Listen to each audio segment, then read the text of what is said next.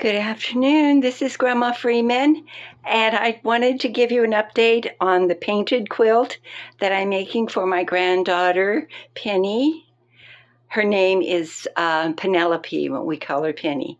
And she's 2 years old now, and this will be for her third birthday. And what this is a series of children's stories and Mother Goose. You can see some of the characters. There's Mother Goose way up there, and Humpty Dumpty's in there too at the top, and Little Bo Peep and Jack and the Beanstalk. These are nursery rhymes. And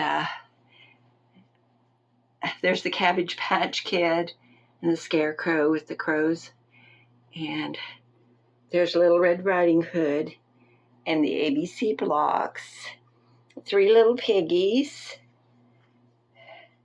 and the piggy bank, and the Three Bears and Goldilocks.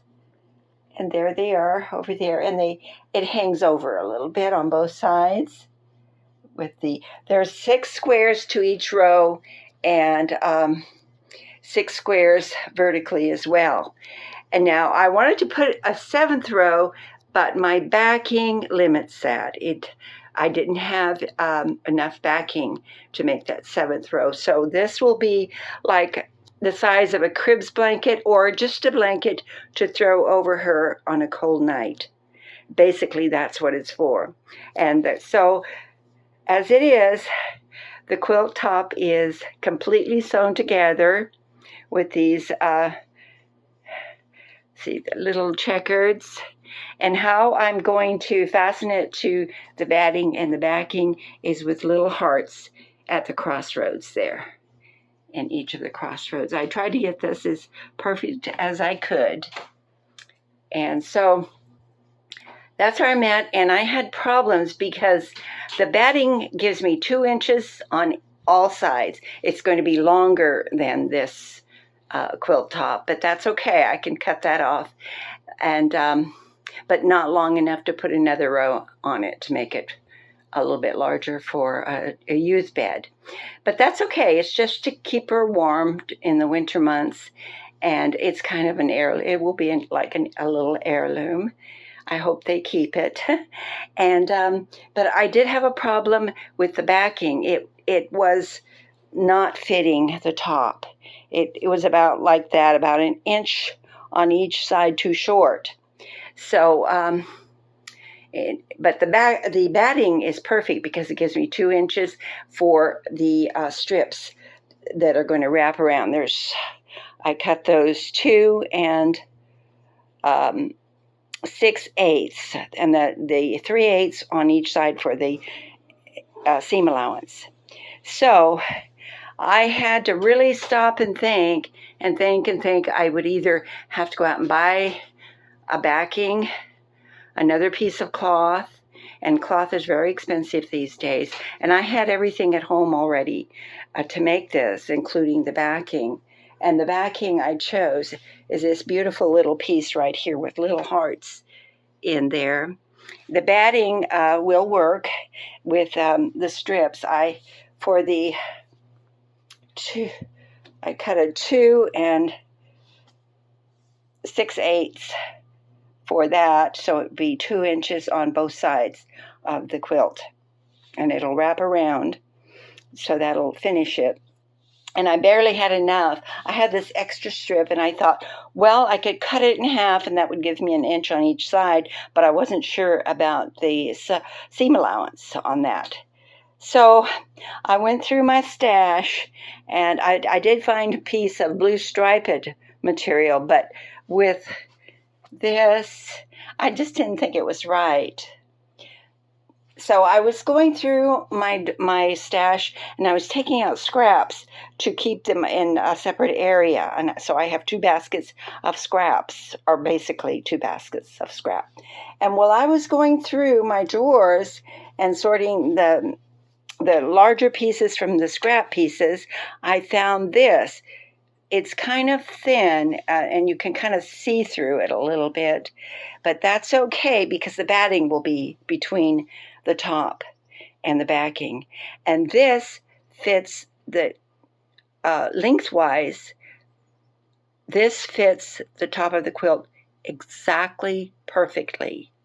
So that's all I need, because between the back or around the backing will go the 4 6/8 piece, and that will, and the batting will be in between that. So it'll be just perfect, I think. I hope.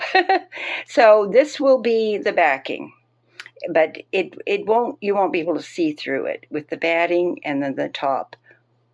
So that just was a blessing, so I don't have to go out. My other option was to find a piece of quilted backing, and I wasn't sure. This was like, okay, the top of this table with the cutting mat is 36 inches. So I measured, and it comes out to about 45, maybe 45 and a half.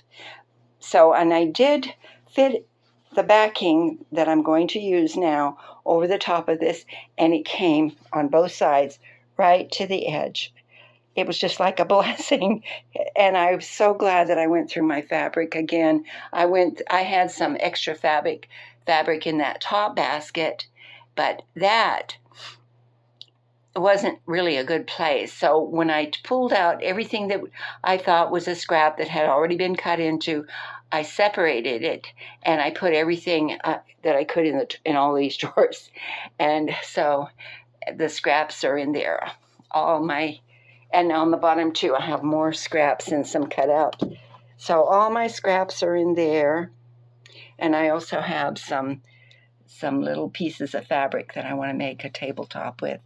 So that'll be another project. And so I just want to show you. So it's so cute. There's Humpty Dumpty and the little kittens that lost their mittens, and little, what is it? What's her name? Little Miss Muffet sat in a tuffet eating her curds and whey. Along came a spider and sat down beside her and scared little Miss Muffet away. And there's Jack be nimble, Jack be quick, Jack jump over the candlestick. And Jack and the Beanstalk. I just think it's so cute. Even that, because it goes so cute with that. And so, and I had help with Olivia, my Penny's older sister, and she painted some of these, and I painted. We started this project in January, and school's almost out. It's close to the end of May, so you can see. And of course, I have other things I have to do: cooking and cleaning and laundry and rest and everything else. So this is a milestone. Now the rest is, I've solved the problem with the backing. It has to fit the top, and there'll be extra material left over to do something else with that I'll keep. Not half of it, but close to half of it, and because it's quite a long piece. And that's why when I saw that, I said that might work, and it does. It will. It'll be perfect. And with the batting is white, you won't be able to see through it at all. And then, anyway, this is my project. It looks a little crooked up there, but when I still have to press it some more. And AI, believe it or not, AI solved my problem to set the paint so that when it's washed, the paint won't come off. This is fabric paint. That's why I call it the painted quilt. And so what I have to do is press it. I've already pressed each one of these. I did one row at a time and got those together, and then I put the vertical strips. No, I sewed each piece of these vertical strips on, and then I sewed the whole length of the horizontal strip on to attach the each of the rows together. And I think it turned out pretty good. And once I press it and get it lined up with the batting and the backing, and I have to sew those other 4, let's see, right now it's 4 I have to think of this, 6/8. So I have a 3/8 hem. So I'm going to sew those on probably next before I put this together. And then I'm going to measure when I put it on. I still have, it's going to hang over about 3/8 from the batting, and that's going to attach to the backing. So it's going to have another 2-inch strip on each side.